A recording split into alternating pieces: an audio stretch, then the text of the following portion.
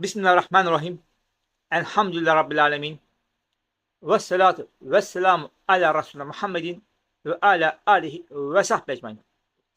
Size rüyamda uçan kırmızı maymun gördüm desem ya da uçan kırmızı maymun hayal ettim desem bana olmaz öyle şey diyebilir misiniz? Belki o nereden aklına geldi diyebilirsiniz. Lakin böyle bir şey hayal etmen imkansız diyemezsiniz. Böyle bir şey aklına gelmez diyemezsiniz. Rüyanda böyle bir şey göremezsin diyemezsiniz. Uçan kırmızı maymun olması imkansızdır. Ama hayal edilmesi imkansız değildir. Uçmak diye bir şey olmasa uçmayı bilip de hayal edemeyiz. Kendimizde uçtuğumuz hayal ediyoruz. Rüyamızda uçtuğumuzu görüyoruz. Sinemada uçan süper kahramanlar filmleri çekiyoruz. Çizgi filmlerde kanatsız hayvanlar uçuyor. Veya hayvanlara kanat ekleyip uçuruyoruz. Uçan atların olduğu masallar, destanlar anlatıyoruz. Çünkü hayatın içinde uçmak diye bir gerçek var. Tüm insanların ortak belleğinde yerleşik olan kodlarda uçmak kavramı var. İnsanlar kuşların uçuşunu gördü. Sinekler, arılar, uçan canlılar gördüler. Tarih boyunca uçmak için girişimde bulunan insanlar var. Onlar uçabiliyorsa bir şekilde onları taklit ederek bize uçabiliriz diye düşündükleri için bunu yaptılar. Nihai noktada uçak icat oldu. Bir pervane ve bir paraşütle uçan paramotor icat oldu. Paraşüt icat oldu. Uçan kırmızı maymun uçar mı? Normalde uçmaz. Ama kanatları olursa uçabilir. Kuşların kanatları var. Maymunun da kanatları olabilir. O zaman maymunla uçabilir. Biz hayal ederken normalde olmayan ama bir mucizeyle olabilecek şeyleri hayal ediyoruz. Bir çocuk evde açık olan pencereye çıkıyor, 5. kattan aşağı düşüyor. Normal şartlarda bebeğin ölmesi lazım. O sırada pencerenin altında plastik tenteli bir kamyon geçiyor. Çocuk tentenin üzerine düşüyor, ölmüyor. O sırada biri çocuğun cama çıktığını fark ediyor. Hemen yardım istiyor. Biri evinin camından battaniye atıyor. 8-10 kişi battaniyeyi çocuğun düşeceği yere geriyorlar. Çocuk battaniyenin üzerine düşüyor, ölmüyor. Ne oldu? Normal dışı bir şey oldu. Tam lazım olduğu anda, tam olması gereken yerde bir kamyon oldu. Onca kalabalık arasında biri çocuğun cama çıktığını fark etti. Onun yardım çağrısını birileri duydu. Battaniye attılar ve hep beraber battaniye tuttular. Bir mucize oldu. Pencereden düşen çocuk ölmedi. Normalde pencereden düşen çocuk ölür. Ama istisnalar da olabiliyor. Maymunun kanatları olmaz ama bu hiç olmayacağı anlamına gelmez. Maymun canlı, kuş da canlı. Allah dilerse maymunun da kanadı olabilir. Sen Allah'a inanmıyorsun diyelim. O zaman sana Allah dilerse demeyiz. O zaman deriz ki maymun bir mutasyona uğrarsa deriz. İster mucize de, ister mutasyon de ama bu olabilir. İkisi de canlı olduğu için ve kanat canlıya ait bir organ olduğu için maymuna kanadı yakıştırıyoruz. Elbette hiçbir zaman kanatlı maymun olmayacağını biliyoruz. Fakat bu hayal. Onun için de bir canlıda olan organın diğerinde de olmasını hayal ediyoruz.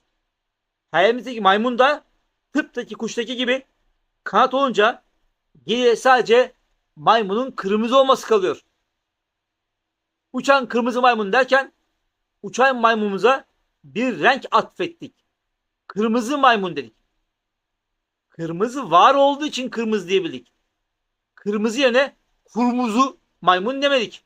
Çünkü kurmuzu diye bir renk yok. Kırmızı renk olmasaydı biz kırmızı rengi hiç görmeseydik kırmızı maymun diyemezdik. Felsefede yeni bir renk hayal edebilir miyiz? İnsan zihninde hiç bilmediği yeni bir renk oluşturabilir mi? Sorusuna cevap aranmış ve görmediğimiz rengi hayal edemeyiz. Doğada var olmayan bir rengi düşünemeyiz cevabı verilmiş. Soruyu fizik perspektifinden cevaplayanlar da renkler kızılötesi ve ultraviyole arasındaki ışık frekanslarıdır. Bu iki uç noktanın ötesinde göremediğimiz renkler var ama onları göremediğimiz için onları hayal edemiyoruz. Bu olay doğuştan kör olan birinin herhangi bir renk hayal etmeye çalışması gibidir. Algılamamız gözlerimizin gördüğü ile sınırlıdır. Gözde çubuk ve koni olmak üzere iki tip fotoreseptör mevcuttur.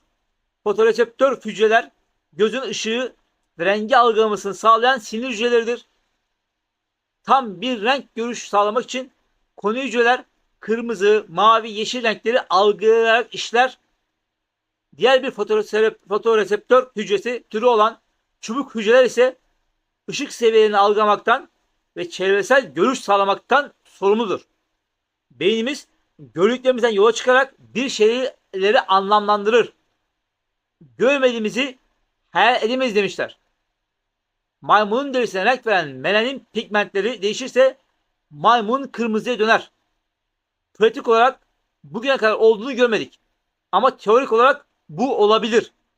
Örneğin bu kalemun ve ahtapotların deri rengi değişiyor. Maymunların da deri ve tüy renkleri değişebilir.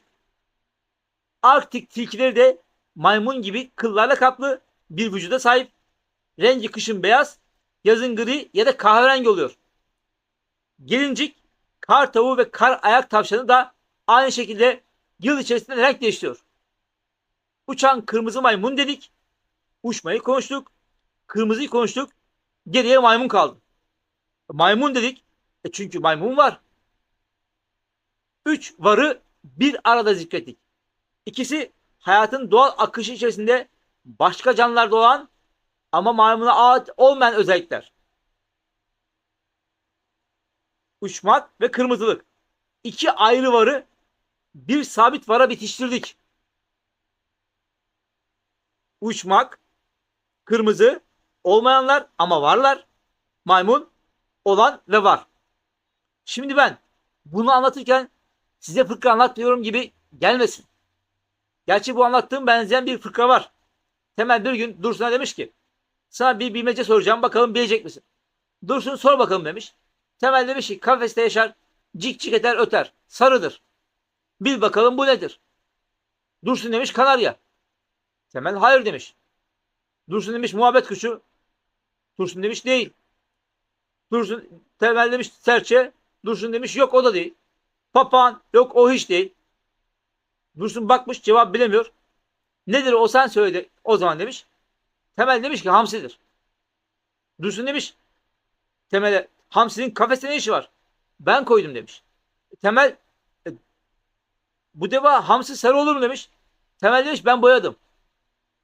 Dursun demiş de iyi de hamsi cik cik etmez. Ötmez ki sen cik cik eder dedin. Temel demiş ki bilmece bu o kadar şaşırtmaca da olsun. Komiklik yapmıyorum.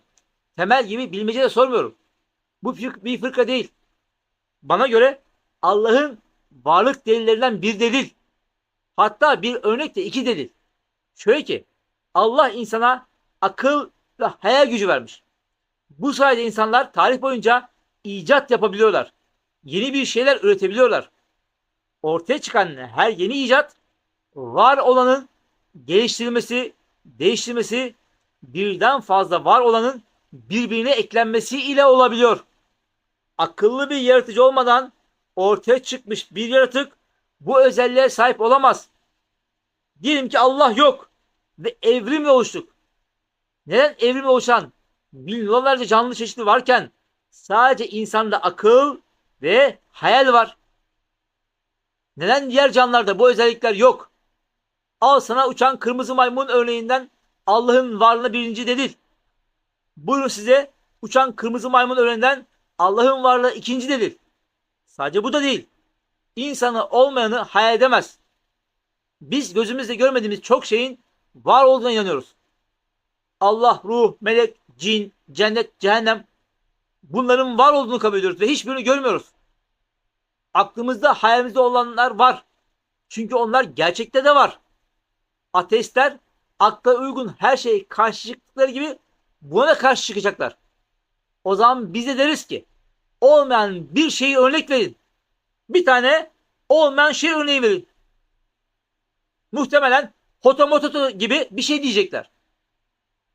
Pis pis gülerek bak uydurduk işte size alt ettik diyecekler. Onlar boş yere akılsız demiyoruz. Bu dedikleri bizi yanlışlamıyor. Aksine doğruluyor. Ateistlere sizin dediğiniz hotomoto sadece bir isim. Bize o ismin sahibini tarif edin diyecek olursak o zaman ne diyecekler? Ne derse desinler var olanlara benzer bir şey demeye mecburlar. Bana hotomotoyu tarif et desem yani eli var der, bacağı var der, kırmızı der, mavi der, geniş der, dar der ama olan bir şeyden örnek verir. Çünkü olmayan bir şeyi söyleyemezsin.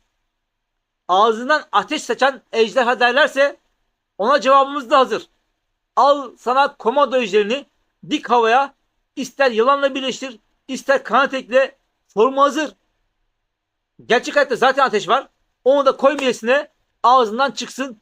Al sana bal gibi ağzından ateş saçan ejderha olanları birleştirip hayal ettik. Olmayan bir şey koymadık ortaya. Ağzından ateş saçan ejderha yok ama ejderha formunda hayvan var. Ateş var. Ağız var. Eğer hotomoto deniz kızı derlerse al sana yunus balığını yarıdan yukarısını kız yap. İkisi de gerçekten var oldu sana. Mis gibi deniz kızı. Deniz kızı hayal ama yunus balığı hayal değil. Kız da hayal değil. Sen iki varı hayalinde birleştirdin. Yok olanı birleştirmedin ki.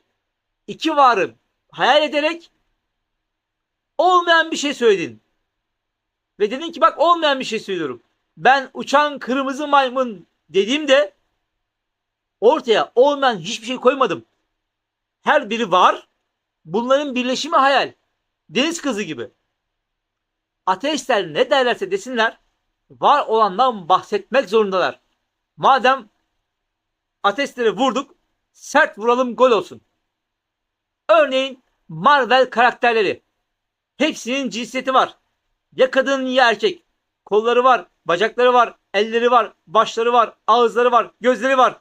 Ya çok iri ya çok kuvvetli ya rengi yeşil. Ya radyasyona maruz kalmış. Ya özel bir serum almış. Ya da ileri teknoloji zırhı var.